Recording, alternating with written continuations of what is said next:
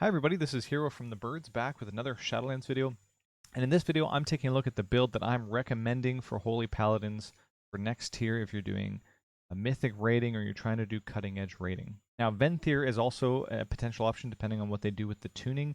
They seem to, suggest maybe we're going to completely crush this, and, big nerfs, but I think it looks like they're actually giving it a buff because the current legendary for Venthyr means if you move out of Ashen Hallow goes away, and they're remodifying that strategy so that you can leave and then you can just press your Ashen Hallow button again if you want to get rid of Ashen Hallow to give you your CD back. So essentially they're giving Venthyr Holy Paladins a CD that's in their hands and controllable, and if it lasts 50% longer, even if they nerf it by like 50 or 60%, I think a lot of Holy Paladins are going to say, okay, that's fine. I just wanted it really for the damage on Hammer of Wrath that I can access and that kind of stuff. So maybe if you're doing World First rating, Venthyr Holy Paladin is going to be amazing.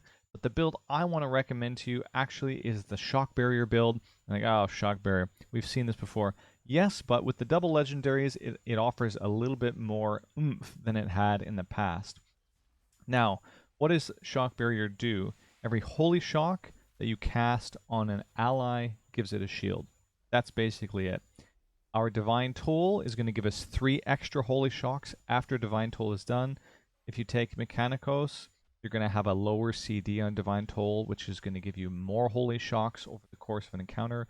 Really excellent synergy. And also, our 4-piece is going to incentivize us to cast lots of Light of Dawns, a Word of Glory every once in a while. And these Light of Dawns are going to give us Avenging Wrath uptime.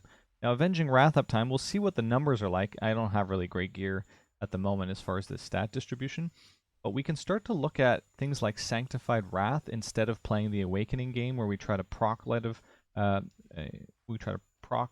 Avenging Crusader. The Sanctified Wrath obviously does synergize with more Holy Shock casts, but the beautiful thing is it also lasts a bit longer, meaning if we can make it last long enough that we can cool things down with Light of Dawn and have essentially 100% uptime on wings with the reduction for Holy Shock, it's insane value. It's insane value. Shields are amazing in this game, and I'm anticipating that we're not going to have quite the same like Glimmer of Light build where you don't really care where you're pressing your Holy Shock on because you're just trying to produce another Glimmer.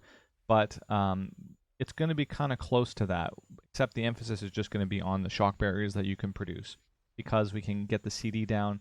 I think Crusader's Might comes back up in the list. It had been kind of evened out with the nerf to Crusader's Might, but given that we have access both to 3 more shocks per minute with the legendary here, and maybe even every 45 seconds we get 3 more shocks, depending on the CDR we get from Mechanicos.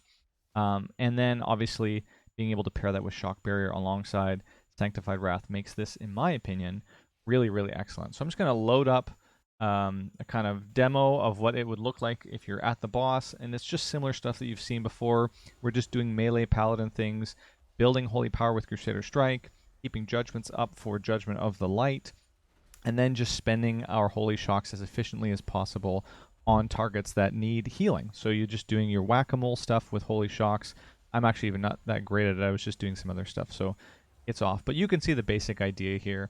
And then we're just spending on Light of Dawn. And what Light of Dawn is just doing is it's cooling down Avenging Crusader 2 seconds or up to the 5 targets that we hit with Light of Dawn. So can you imagine 10 seconds essentially every time you hit Light of Dawn? That really incentivizes us to press Light of Dawn that much more. So Word of Glory, certainly in a raid, we weren't really casting it that much anyways, is definitely going away.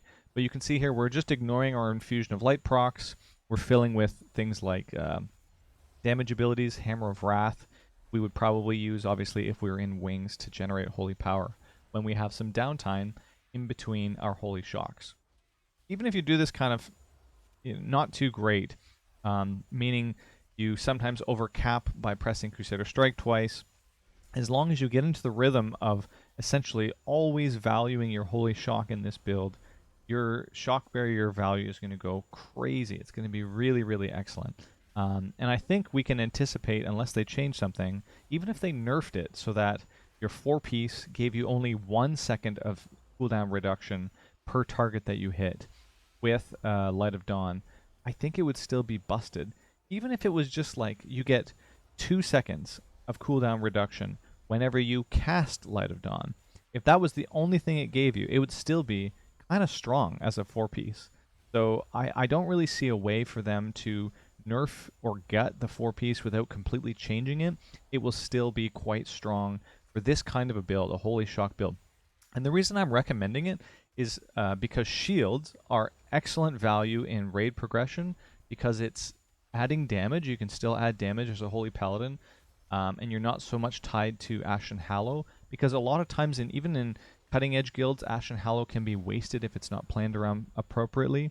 The throughput of Light of Dawn is quite strong, and we can start to make use of those talents I was showing you, things like Sanctified Wrath and Crusader's Might, knowing that we're actually getting extra value with them because our 4-piece is getting us back to Avenging Wrath that much quicker. Hope you guys enjoyed this video, and we will catch you again next time.